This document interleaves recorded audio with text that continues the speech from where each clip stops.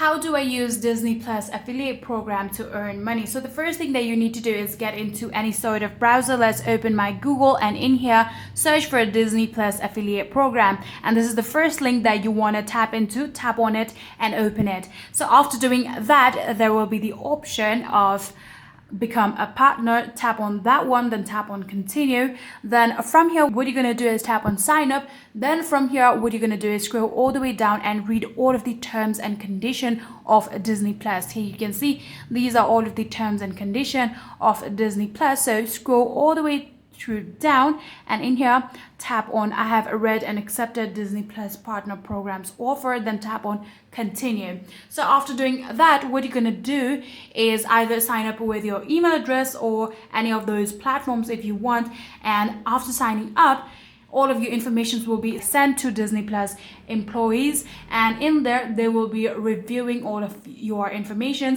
and if you are eligible, you will be approved. So once being approved, you will actually gain the access to the dashboard filled with custom trackable tracking links, banners, and promotional assets.